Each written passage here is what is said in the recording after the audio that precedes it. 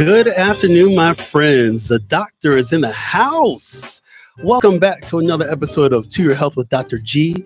I'm Dr. Mark Gomez, a board-certified internal medicine physician practicing at Edward Hospital in Bolingbrook, Illinois.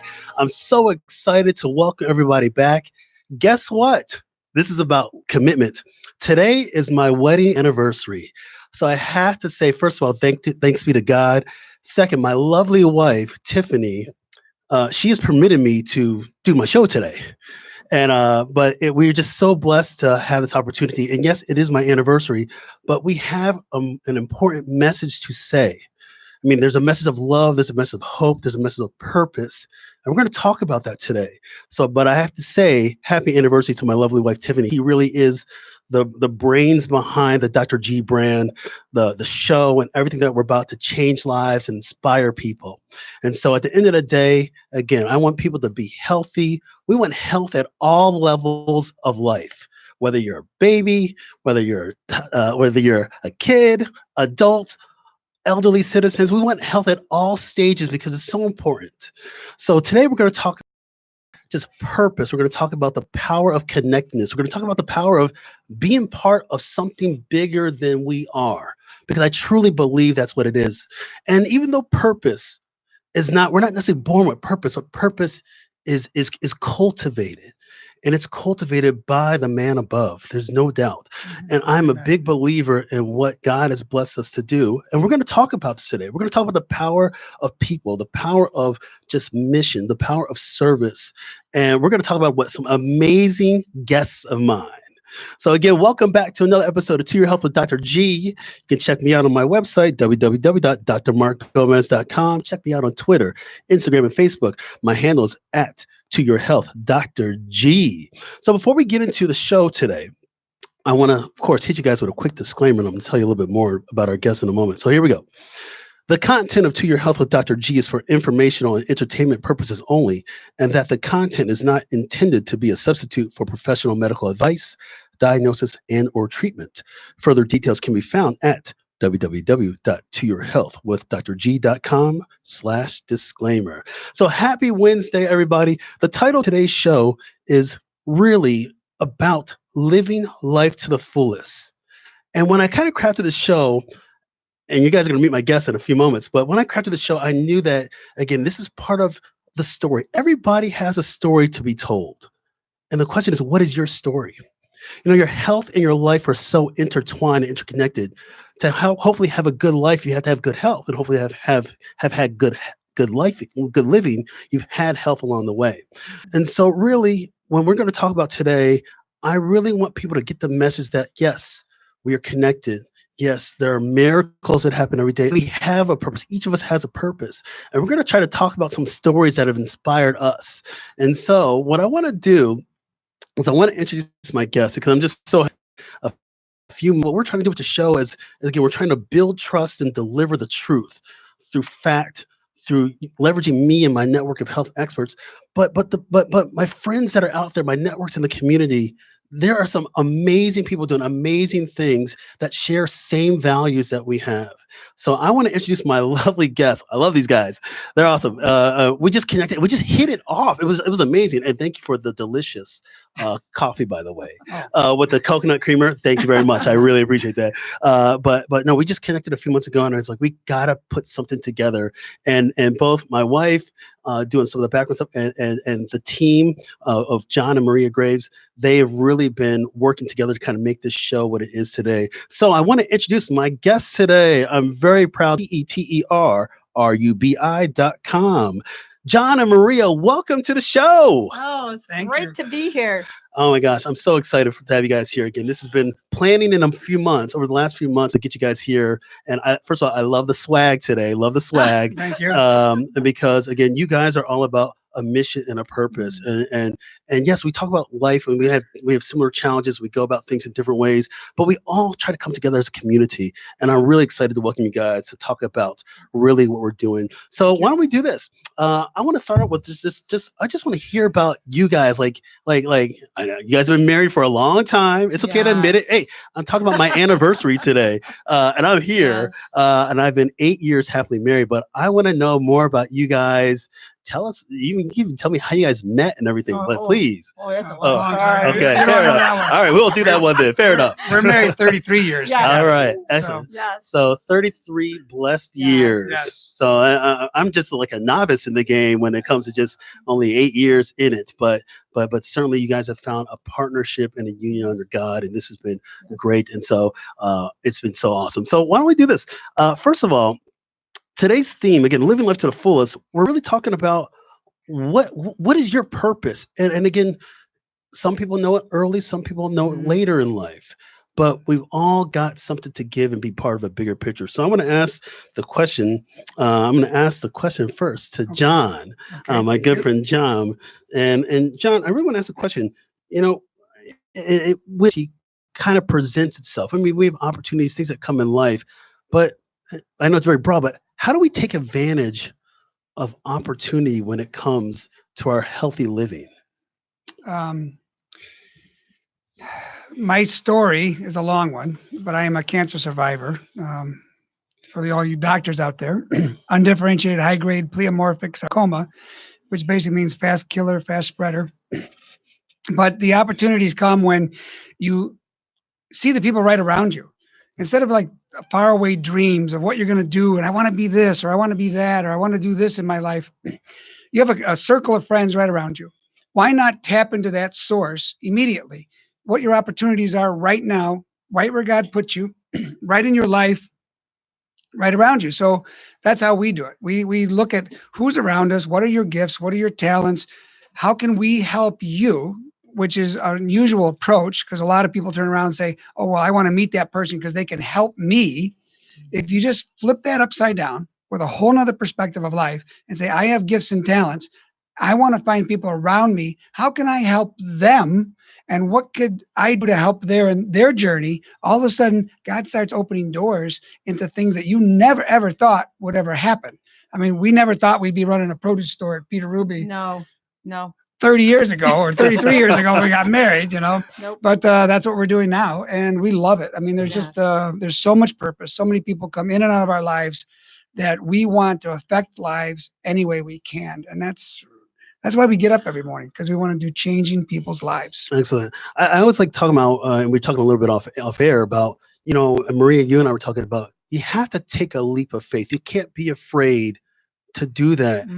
How do people take that leap? Some people may be listening. They might not know that maybe they might be stuck in one part. Maybe there's a job that you're stuck in and you're not being fulfilled in that job, or maybe there's an ailment you're suffering from that's affecting how you go around day to day. But how do you take that leap of faith? Because in order to really find your purpose, you have to take a leap of faith. You have to have that. Yes.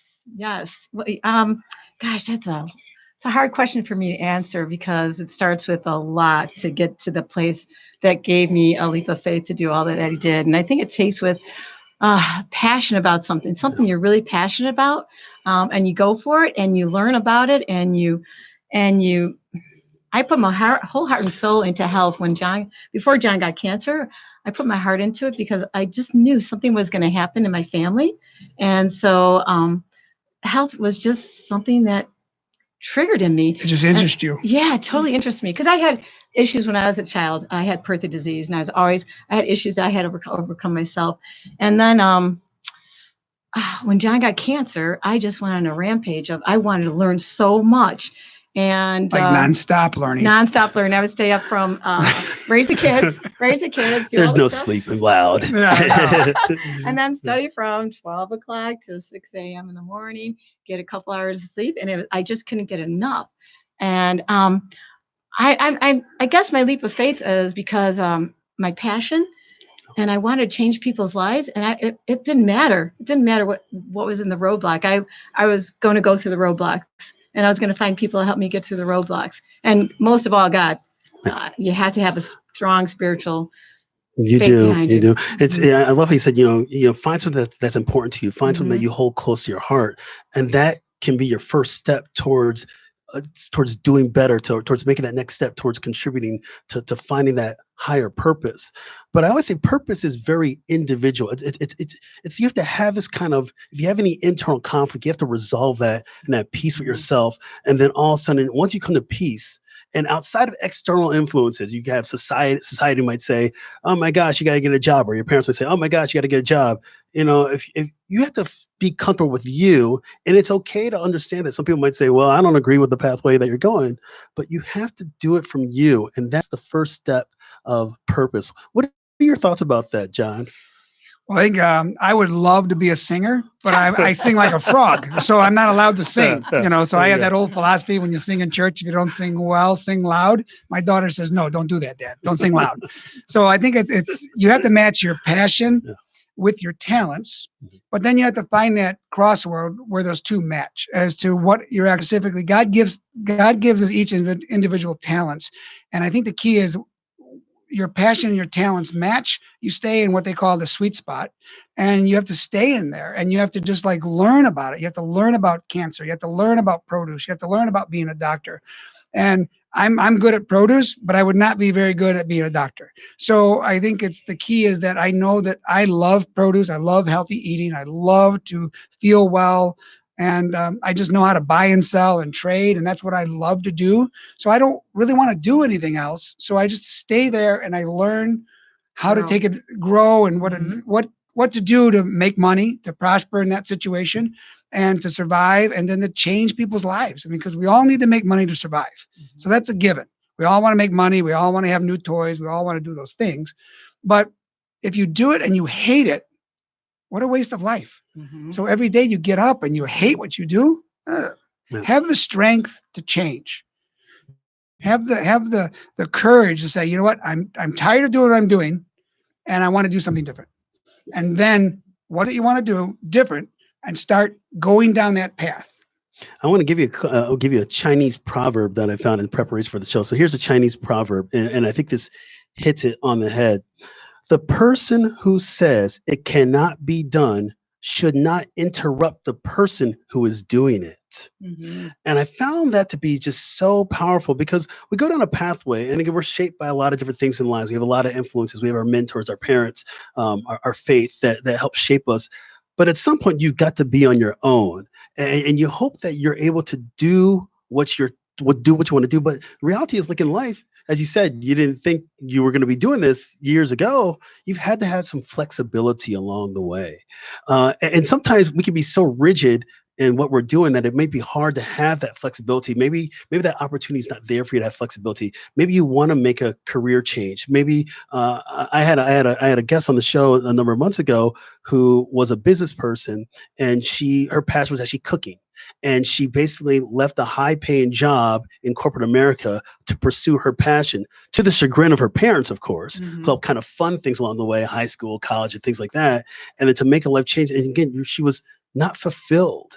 And I tell people, don't rush to like find your fulfillment, but start with things that are important to you. Like that's your core to say, hey, I might be interested in doing this. But again, you have to, at some point, if you have to take that leap of faith. Can I interrupt her for a second? The leap of faith. So a lot of people say, "Oh, I want to be a chef, or I want to open my own restaurant." Great, good idea. You're making money, you're living, you're paying your bills. Go work at a restaurant for free.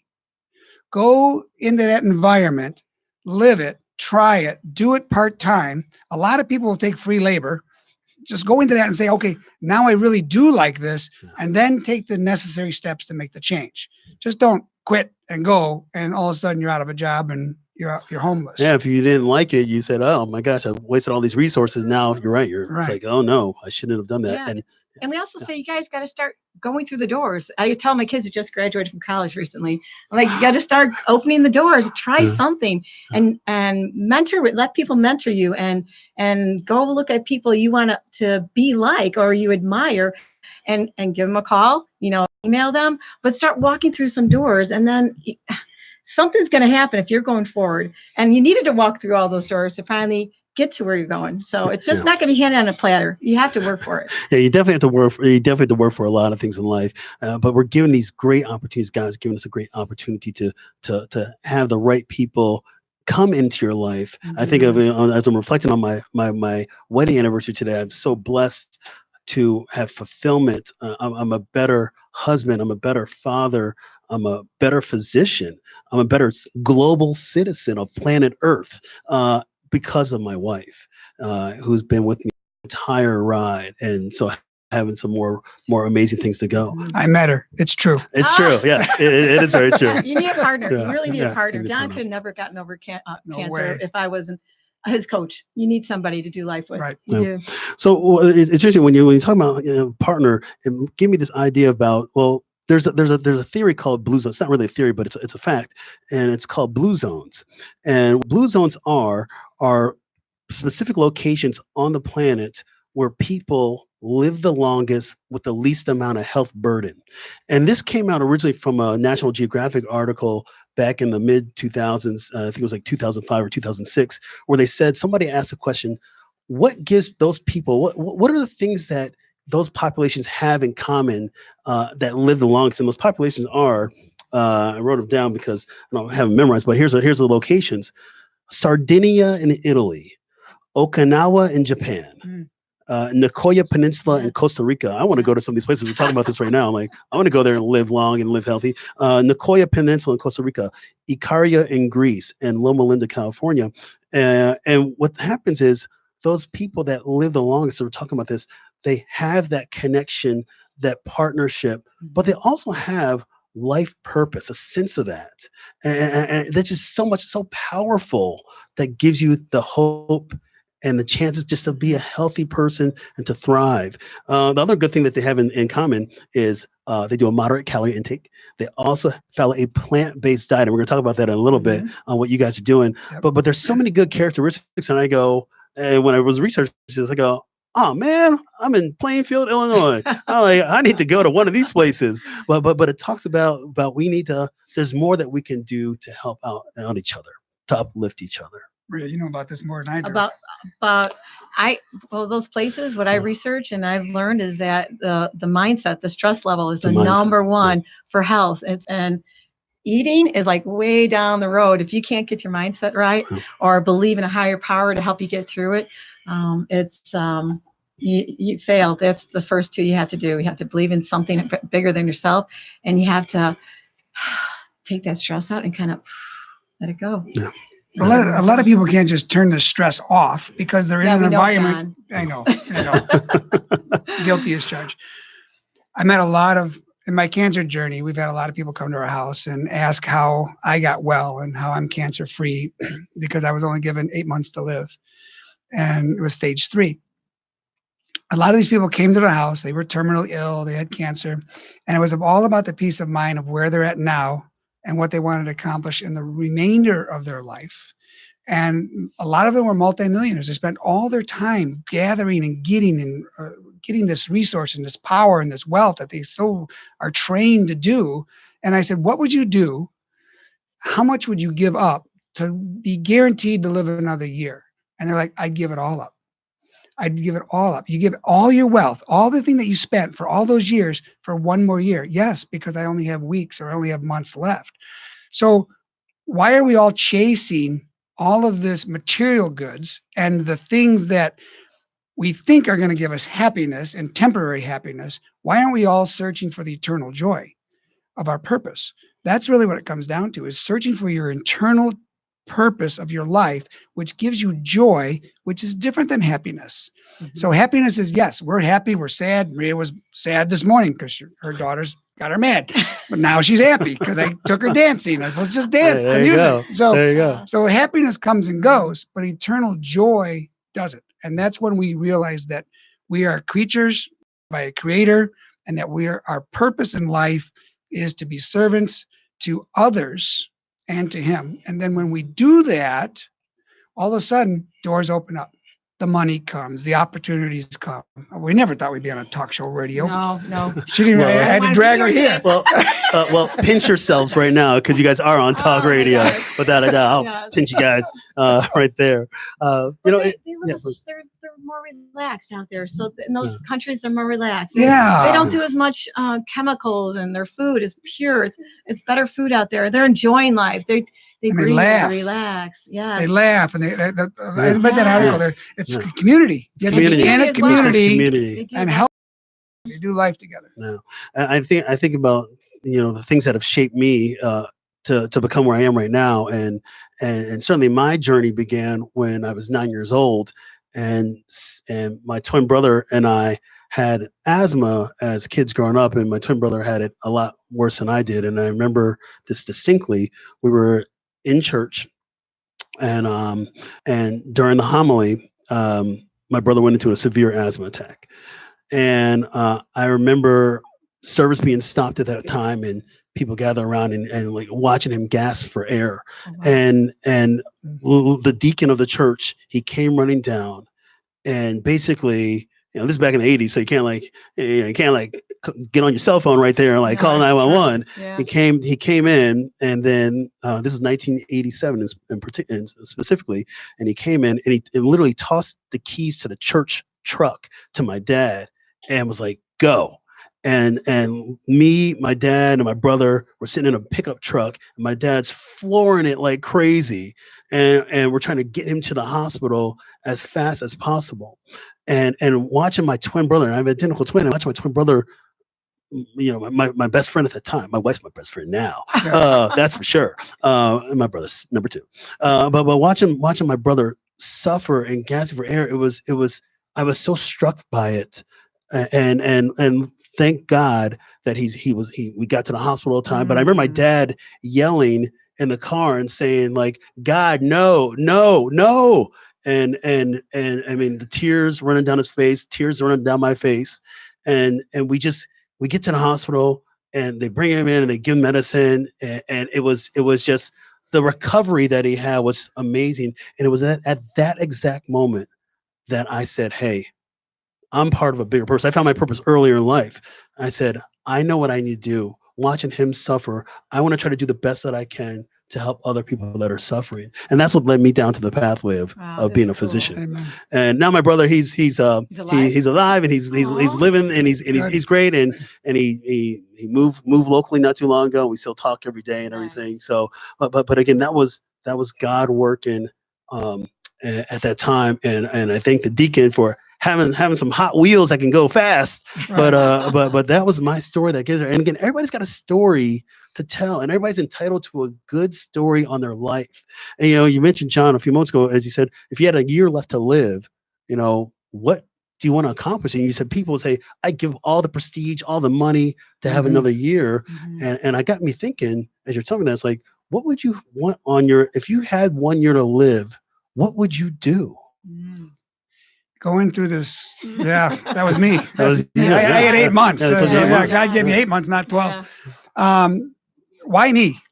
Why me is what everybody turns around and asks themselves. And so really what comes down to the question is why not you? What's gonna be your gravestone? There's 7 billion people in the world. And everybody that goes through their tragedy is always like, why me? Why not somebody else? I had the exact same thoughts. Why me? So I had that real argument with God. And I said, God, why me? How can it be somebody else? And I go, why does somebody else deserve it? Why not me deserve it? And I looked back at my life and I said, okay, I work crazy hours. I eat crazy food. I'm under stress. I'm chasing this goal. I'm on this wheel, this hamster wheel of life.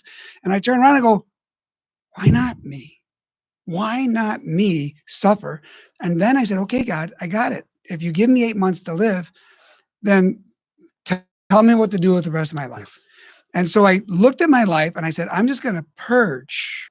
I'm going to start getting rid of everything that I don't need to survive. And what I needed was relationships. And everything else was not materialistic. It wasn't important anymore. And in fact, I told him when we built this big, beautiful house that we had in Plainfield, it was 7,000 square feet, pool, all that, whatever. Yeah, it's a big house. Yeah. So I turned around and I said, the only way God's going to get me out of this house is feet first, or he burns me out. Well, almost both things happened. I almost died, and we had a house fire. And everything was gone. So all the material things that we wanted disappeared, Gone. gone. And so we looked at it and said, okay, we have each other. And Yes. And the cool thing is when we were when all these people came in and flew in to find out how much money we're going to get because they didn't want to pay out anything at all. And all these people flew in and they're saying, you started the fire, Maria, you started the fire. I'm like, I didn't, I saw it though. And you couldn't have seen the fire. And this one fire chief said, hey, stop badgering her. Listen, guys, I'm not spiritual. I don't believe in this other world at all. But I truly believe that there is a spiritual being down here that closed their doors. If you call him God, Maria, call him God. But this family saved because some spiritual being closed the doors and rescued this entire family. Wow. I mean, you're speaking power of just miracles that happen on a daily basis that give us more reason to persevere in the face of adversity. Yes. Yeah. I think I was talking to you a little bit before, but we have to pray that God opens our eyes to see the miracles. You know, you learn to relax, and all of these meditation things that Maria keeps feeding me to do this. You have to get quiet. Mm-hmm. You have to just get quiet. I mean, watch the grasshopper go across the street. Watch a car go by. Watch the sunset. Look up at the sky. Take a moment and enjoy your surroundings wherever they're at. I mean, there's something better. I traveled to Africa, and I was in Africa for a month, and I met a little girl who's 14 years old, who was forced into a marriage, who lived in a hut 2 feet by 4 feet. It was her kitchen. It was her bedroom. It was everything. And she had a curtain in front of her door, and that was her life. And she was so happy just to be in a relationship with other people around the world. And that we just loved on her, enveloped her, and said, what can we do to help you? And the tears just flowed. And she says, no one's ever asked me that. Wow. Nobody. That's powerful. So what are you doing? Are you all worried about yourself, or are you asking those around you, what can I do to help you? And your life will change. I think we all have that calling. So I never told you this, John. My great uncle was a priest, and for 30 years, at least 30 years, 30 years at least as far as I can remember, he ran a mission in Zambia, and he worked with refugees from Angola. And I remember him sit me down years ago. I must have been about 10, 11, 12 years old maybe, and he basically said, he knew I was going to go down this pathway of being a physician, and he said, Mark, he goes, there are things that you can do in life to service each other, to service mankind. And he said, and I think he was trying to push a plug for the priesthood. And he basically said, Mark, you could be a physician. I kind of said, yeah, I know already I'm going to do that. I had my aha moment when I was 9 with my brother. And then he goes, number 2, you can serve as a priest. And I think he was trying to give me a plug to consider the priesthood, but we can all serve in so many ways. And so I hear that story, and it reminds me, John, of some of the opportunities we've been blessed. I know you felt blessed to have that opportunity to even just go.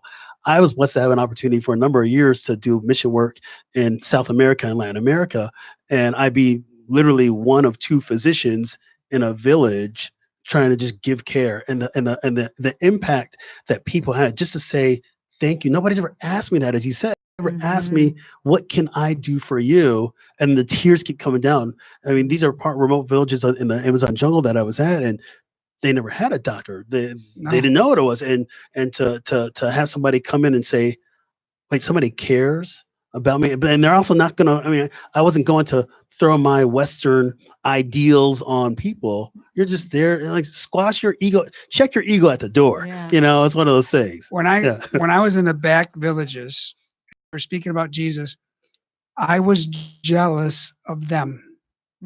I was jealous of them because I wasn't coming there to bring my Western culture to them. I was coming there to learn and to appreciate the environment. And they had more camaraderie and family and caring. They had more respect for the elders and the way the children got brought up front, and the elders had a position of respect, and the men stand around side, and they protected the women. I mean, it's just like, this is a community. That's and this true is what, community. This is a true community, and we are so lost into our iPhones and into what's good for us and stuff. Forget it. Look up at the people around you and say, oh my gosh, I'm surrounded by people that actually love me. And how can I build that relationship? You're talking about being in the moment, living in the moment, in that exact moment. Yes. You know, we're on this earth for an undetermined amount of time. You know, make it matter. Yes. Make your contribution. And I do believe there are good people out there that have good intentions to do good things, to do not even good things, great things. Yes. And so I just hear these stories from you guys, and I'm like, wow, this is awesome. Like right now, right do now. it. No, don't wait for something else. Yeah. Like right now, where you're at. Be Right content. now. You have to, because again, the past is in the past. We can't change that stuff. No. The future, it's yet to be determined. We only have is right now. Right. And as going back earlier, you take that leap of faith now, and the rest God will provide. It's awesome. I want to talk a little bit of food, guys, because again, we like food. you know, we like food too. Like absolutely. Food. I want to talk a little bit of food because you know you guys have put together a mission of community and service through fresh produce. Yes. Peter Ruby is amazing. First of all, my wife and I have shopped there for years, and we finally had our paths connect. We've been faithful customers there for years, and just amazing produce. But I want to give a couple people a couple food stats, and I know Maria, you can probably talk to the power of food, but I want to, since it is a health show, I got to give a couple couple stats. Sorry. A couple stats on things. So here you go. All right, this is taken strictly from the CDC. So here we go. Only one. I read these numbers and I go, wow, this is we got a lot of work to do. And again, with this show, we're trying to educate. We're trying to give people the right information so they can live inspiring and healthy lives. So here we go. Yeah. Only 1 in 10 adults meets the federal fruit or vegetable recommendations. 1 in 10. The recommendation being 2 cups per day of fruit and 3 cups per day of vegetables. The state with the lowest compliance, they broke it down. I go, all right, here we go. The state with the lowest compliance in vegetable intake, West Virginia. The state with the highest compliance in veggie intake, Alaska. Yeah. All right. And then with fruit intake, the state with the lowest compliance of fruit intake meeting those daily recommendations, West Virginia again. That's all right. We got work to do. And then the highest compliance actually Washington D.C. But the interesting thing is the demographics, and we can talk a little bit about this. The lowest consumption demographic of meeting some of those guidelines of just fresh, powerful, nutrient-dense foods are men. Not surprising on guys, I'd say. You probably would agree, John. You probably say young adults. Not surprising in this kind of age of fast food and all this kind of stuff and processed stuff. I don't have time to do this. So I'm going to eat real quick. Yes. But men, young adults, and then certainly adults that live in poverty that may have some access issues and barriers. But the reality is when it comes to health, 7 of the top 10 leading causes of death in this country are chronic disease. Food. It's amazing to reduce risk for common chronic disease burden. When you think about heart disease, diabetes, obesity, certain types of cancers. And so what you guys are doing from a community standpoint speaks my language, because I try to preach to this every day in my clinical practice. So I want to know a little bit more, just how did you guys wind up getting to this point and being passionate about produce? Oh, boy. We were raised, both John and I were raised in a family of produce. I was a father was a purveyor, delivered to all the high-end restaurants in Chicago, and I was actually a customer for John, and John would sell me watermelon. She was cute. Yeah, whatever he said. John, I see what you. John, you had an ulterior motive, my friend. Yes, I did. And that's what you did. You can say it. Let's be honest right here. Yeah, we're on radio. I was the only woman on the market at the time. You scoped her out, my friend. So that's how you guys. That's how we met. Yeah, he was on the terminal, and I was buying from him. So he was in produce his whole life. Yep. His grandpa was, my dad was, and we were raised in produce. And when I graduated, for college, I came back and helped the family business. And John didn't really finish college. He did 2 years, and he was in it.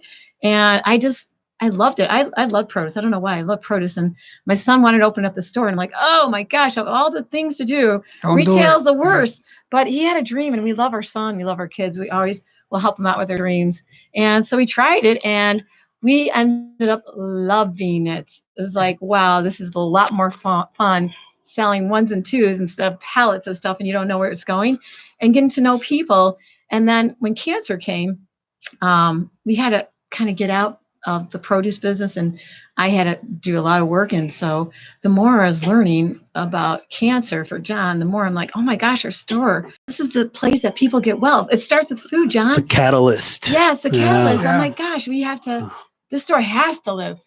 I was working in the produce business for 30 years, and we'd order pizza and drink coffee and do all this terrible food that we were eating, and we're all getting sick. We're all getting heavy, and people are dying all around us. And we were selling the secret. Yeah.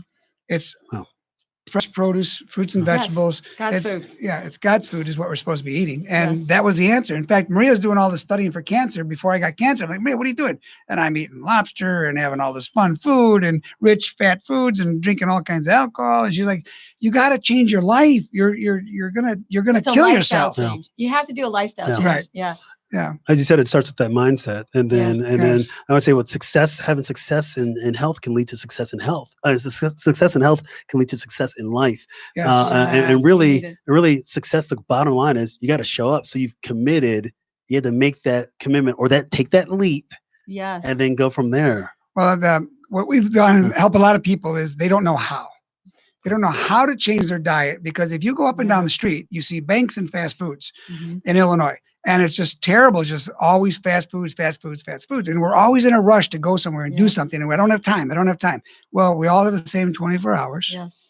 A reality. We all have the same 24 hours. Same. Yeah. Right. So what we do is we have to learn to prepare. Mhm. And that's what we found is the secret. So get yourself a good cutting board. Get yourself a good knife. Most people have these little tiny knives they're trying to cut produce. Get yourself a good knife, $100 knife. Go out and spend the money. And get yourself, and then you start preparing the night before. So you go to the market twice a week, 3 times a week, not once a week, twice a week minimum. Buy your vegetables, cut them up, wash them, cut them up, prep them, put them in a container. So the next morning you can just grab and go. And you start eating more vegetables, you eat more fruit, and all of a sudden your body starts to change and you start to feel different. And all of a sudden, oh, I do have more energy. Oh, I do feel better. And now you start to change your diet a little bit more. So what do you need to do? You need to learn. The internet is loaded with recipes and nutrition facts. We could sit here for months and talk about the plant-based diet and what it's good about. You have to have the motivation to start the change. Well, what I think, John, the problem is with society right now. There's so much information that's out there that they're just paralyzed. They don't know what to do, because some say, "Oh, your protein's in meat. I get all my protein in meat," and you can't get protein in vegetables. Like, oh, yeah, I tell you, that's what? clearly a hashtag myth that you can't get protein in other ways. Right. I tell people all the time. I always say that. Hashtag myth. I go, what do cows do? Right. Do cows eat other cows? Yeah. No, they eat the grass. that's how they get their protein, right? I love that analogy, by the way. Yeah, Cows don't eat cows. Cows don't eat right. cows. They recycle it, and Right. we're eating it, the bad stuff. So, I mean, so people are so confused. Do I eat dairy? Do I eat milk, cheese, dairy? Do I eat carbs now? The keto diet, all these diets, and they're plants. confused. They're so confused. So, And this is why I think platforms like this are great. I mean, this is one of the reasons I told you guys off there. I go, this is one of the reasons why I wanted to get into what I'm doing now. When my wife and I can see this idea, is like there's so much misinformation out there. yes. Let's tell it to people. Let's leverage my network of friends and colleagues that know what they're doing, that are in the trenches just like you are. As you mentioned, John, Yes. we only get 24 hours. We get the same 24 hours. Well, Yes. if they keep you confused, they can control you. Right. But if you start taking the steps and you start physically feeling better, mentally, spiritually, everything, then you'll get addicted to eating better. Yeah. And that's the secret. That's those. We talk about sometimes you got to break free of those habits, but once you get those good habits, the rest is amazing. John, you I think you like read my notes ahead of time. I by the didn't way. read your When you- notes. I'm just joking. I'm just joking. No, but when you were saying like you give some great ways to overcome some of those barriers to people getting the fresh produce, or not having the time. You prepare ahead of time. Yes. Actually, I had that written down on here to prepare ahead of time. Yeah. But you're talking about now getting people these opportunities for success, that foundation that we're creating, and that hopefully sets you up for the next level. So when you see your doc, or you go to your high school reunion, you're looking great, your 30-year reunion or something like that. Right. But you're doing these things, and you're able to function more with your family, with your loved ones. that's what it's all about. It's not getting over. It's not about prestige. It's not about money. I mean, those are important for some people, but it's not for everything because that's not what you're going to have on your tombstone. He was all about prestige. He was all about money. That's not what people want to. That's not legacy. No. That's the biggest thing. The people with a lot of money, with a lot of success, their number one concern is, what is their legacy? What am I going to leave behind? And why leave it behind? Someone else is going to use it. I mean, the pharaohs left billions of dollars of money behind. It's gone. Yeah. So it got robbed. It got stolen. So leave your passion into other people and plant the seed that God gave into your heart into other people's heart. And then that way, that lives on for eternity. Your passion. I'm reading books about people that lived hundreds and thousands of years ago, and their passion is in writing, and it was passed on to generations. And so why aren't we doing that? Why aren't we actually, our passion is eating well and getting people healthy, and it's so simple. It's a calling now. Actually. It's a calling, right? It's become a calling. Just start doing it. Just start doing it. So that's, I guess, I don't know where the original question was, but the point is that tombstone. Yeah, what's on your tombstone? What's on your tombstone, John? I know yours is. Yeah, I don't want a tombstone. I don't either. Exactly. I don't want it either. Burn me, throw me in the ocean. Nobody's raising their hand saying they want to get checked out on life early. No, we're in for the long haul because we still have certain purpose. That was part of my cancer fight too. Like they go, oh, we're so sorry. Oh, you got cancer. I'm not dying. I'm not gonna die. That was my mindset. I'm not dying. Why do you guys look at me like I'm a walking dead man? I'm not dead yet. And so that was the people, because it aggravated me. It made me so mad. Oh, poor me. I have cancer. No, I have cancer. I'm going to live, and I'm going to do something with it now. Yeah. And whatever you give me, God, let's go. Let's do it. I'm a fighter. I'm not quitting. And that's what we got to do. We have to stand up and fight. Actually say cancer is a blessing in our life because it opened our eyes to what we were doing wrong, because we wouldn't have never have known, because it's your body wants to live. So it turns into this icky cell that keeps you alive. And now you're like, what? How did I get here? And so you start changing, you start looking for answers. You meet a doctor like Kim Williams that you're going to talk to one day, right? Yes, hopefully, if he agrees to come on my show. I'll send the invitation. No, I think about you may be marching down one path in life, and then something happens, and you chose to be resilient in that moment, or instead of being more and more vulnerable, and that affected your whole outlook on life. And a lot of us have those stories, and I want people to tell those stories. I want them to preach on the mountaintops. You might have been going down one way with your health, something happened, and then all of a sudden, as you said, Maria, cancer was a blessing. Yeah. And now you guys are down this path of inspiring other people and getting people to live healthy and happy lives with their families. I think it's powerful. We even pray in our store. We do crazy things in our store. All the time. It's not normal. We have Christian music playing. We let people come. Just tell us your story. What are you going through? Let us help you. Because that store is it's Produce with Purpose, we call our store now, not Passion for Produce. We're here really for these people to come in for hope, to get well. What's going on in your life? And even if it's not health, food, how else can we help you guys get to another level so you can do great things for God? That's me as when I approach seeing patients on a daily basis.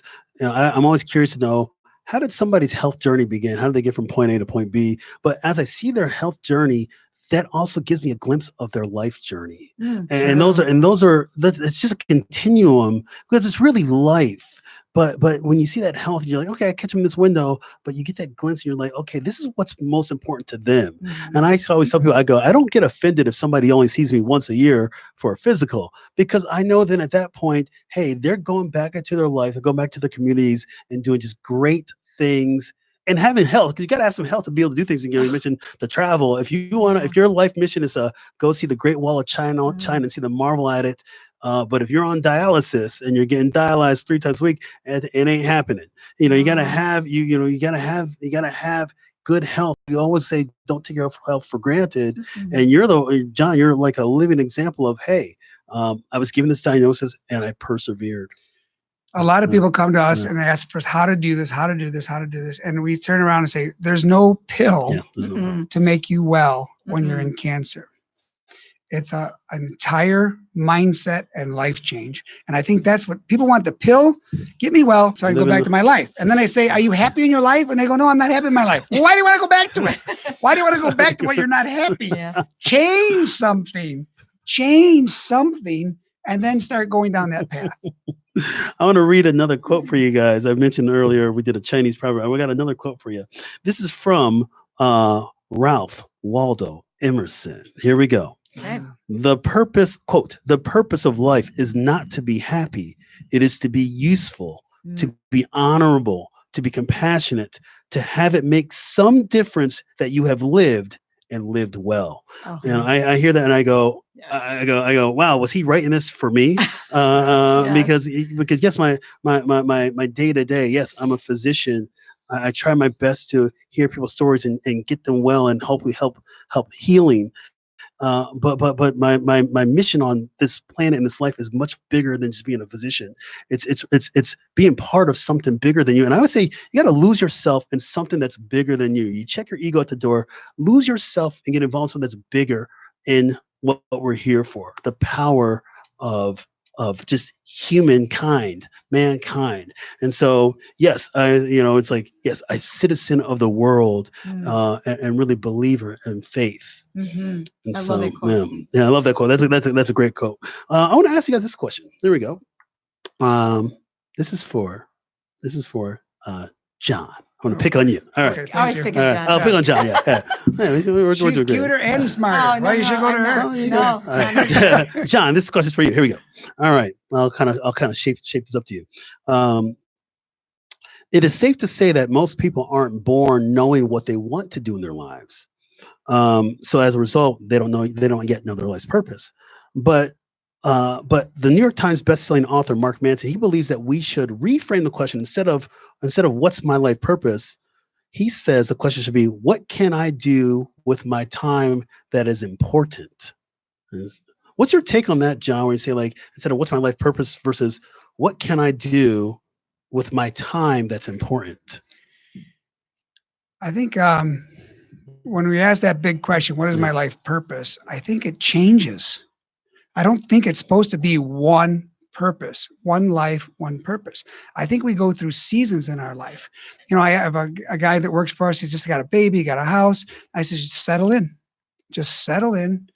20 years, let your kids grow up, focus on what you're doing, focus on your wife, become the best husband, become the best father, become the best worker you can, because this is a season of your life. You don't have the same, my daughters are 22 to 24. They don't have the same passions and purpose that we did. I mean, it changes. So don't get locked into this thought that it has to be one thing, one purpose, one life. It'll change. And to go to the second half of that quote, he said, So what can I do with my time that is important? Time is your most valuable asset. No matter how much money you have, no matter how much talent, no matter how many give, time is the most important. So don't get lost into the time wasters. I use the Facebook searching. I do that when I'm in the bathroom. So I'm using the bathroom net. But then I was like, hey, get off the Facebook. The okay. In the bathroom, yeah. So don't let the time waste away. Don't sit there and click through the channels because you don't really know what to do. Either like you're really tired, but you don't want to go to sleep. Get up, walk around, do something productive all the time. Sleeping is productive.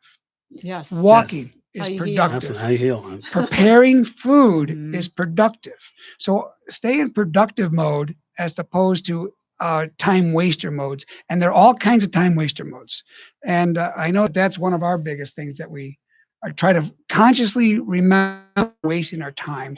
And that's huge. Your life will just change and opportunities will open up. And I always hear people say, oh, I don't have enough time. I don't have enough time. Start right now. Start right now. No, I'm here. Stop talking about it. No. Stop talking about it. Start doing it. Yeah. You got to be intentional in your goals on a daily basis. I always tell people this, and I give this advice to my patients.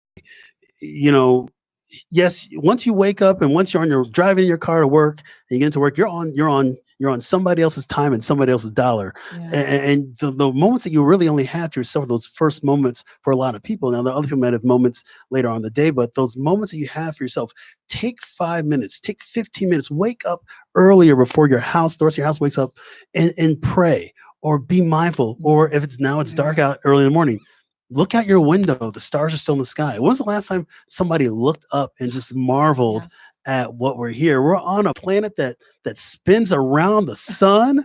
I'm like, in this universe, Yeah. I mean, I'm getting cosmic on this thing for you guys right now, but Right. but there's so much more at play. I know for me, I had another aha moment. I mean, when my wife and I were pregnant, well, I wasn't pregnant; she was pregnant. When she was pregnant with our second son, I was just working like crazy in the hospital, and I already missed a lot of time seeing my daughter. And I basically said, you know what? What am I doing this for? I had to stop and say, okay, I've missed this, and this, and this, and that as a physician, and I go, but that's not fulfilling. So I got rid of my hospital duties. I said, I'm done with that to Mhm. now be able to do things that are more important. So you talked earlier, John and Marie, you guys are talking about prioritizing. I had to say one more thing. Add to Please. the purpose. Yeah. I can't believe you missed this, John. All of us have the same purpose. We're here for God, and God's here for us, and we're here for others. So how you use your life and that my perspective, and having that in the back of your mind, it's just like it's easy. Yeah, we're You part know? of something, part of Yeah, something we're here bigger. for God. There's Part of something bigger. And to serve. I want to add into that because not everybody's a believer. Not everybody believes Right. not everybody believes in Jesus and they have this spiritual sense. I have a woman at work who's very spiritual. She believes in God, but she doesn't believe in Jesus. And she says, "This is my spirit being, and I love to be around you because of your spirit." So whatever you call it, if you call it Jesus, if you call it spirit, you call it the Holy Ghost, you call it, Buddha or Hinduism, whatever those other faiths are out there, is you have to understand that in my perspective, I call that Jesus because he came down to the earth and saved us as a grace by his grace, and other people don't. But what I'm trying to say is that there's two realms at work here. There's the realm of your earthly body, and there's the spiritual world that's at work here. And when you say, I want to do something beyond yourself, it's beyond yourself in a sense of not only the physical help of somebody else, but it's the spiritual help of somebody else. Mm-hmm. Yeah, we don't talk about Amen. spiritual health. We need that. We need to talk more about it. Absolutely. Yes. We need that. Well, guys, we got about 5 minutes left, so what I want to do. I mean, we could be talking about this forever. Oh, yeah. But this is great. This is great. So what I want to do is I kind of want to wrap this up. We've been having just amazing discussion about purpose, about your calling, about just community, about support, about being part of something bigger than we are, and providing what we can to the next generation and the generation after that. So really what I want to kind of do as we wrap this up, I want to kind of maybe leave people with a few take-home points. Okay. So again, we're talking about purpose. So I guess my question is this. So as we're wrapping up the show, I'll start with John. John, what are some take-home points that you can give to people that may not know what their purpose is yet? You have a few words of advice or a few Start words writing. of wisdom? Yeah, start writing stuff down. It's the easiest way to look at it. So write down the things you like to do. Write down the things you hate to do. Write down your goals and dreams. It's the big, hairy, audacious steps. Yeah. If you ever look it up, just look up big, hairy, audacious goals, and you'll find it out. And then what you do is you have somebody else evaluate you, because you're always so self-critical. You always, I'm not good at this. Oh, I'm not good at that. But if somebody else evaluates you, that you love and trust and that knows you well, they'll start writing down all the things that you don't think you are. Mm-hmm. And then you go, oh my gosh, I didn't know I was really good at that. I didn't know I was good. And then all the things that you can change in your life, write them down. All the things you can't change in your life, write them down and then cross them off. Yeah. Because if you cross them off, your mind says, okay, I can't change that. I cannot change that. I have no power in changing that. So take your energy and towards it to the things that you can change, and take a leap of faith and start changing. Do it. Action. Just start Doing. Just doing do it. it. Yeah, just do do it. Excellent. Yeah, write your gifts and talents down Right. too, and get a mentor. Those are great words. Maria, you want to add anything else? Yeah, that's Yeah. right there. Okay. Yeah. Yeah. No, that's great. That was great. Well, my final thoughts are this. Again, find what issues are close to your heart. Yes. Embrace them. Many people, and kind of what John just said, many people have passions that they are unaware of. Write things that are down that interest you, and really have a plan. Be intentional with your behaviors. Anything is possible when you do that. Yes. So I want to thank John and Maria Graves coming out on the show today. Again, Thank you. check him out, www.peterruby.com. Of course, my name is Mark Gomez. You could check me out on all my handles at To Your Health, Dr. G. Next week, we'll be back on my Back to School Health Series Part 2, Fall Sports and Injury Prevention. So again, hey everybody, this has been a great show, powerful, inspiring. I hope everybody has a blessed day. Peace out. Bye-bye.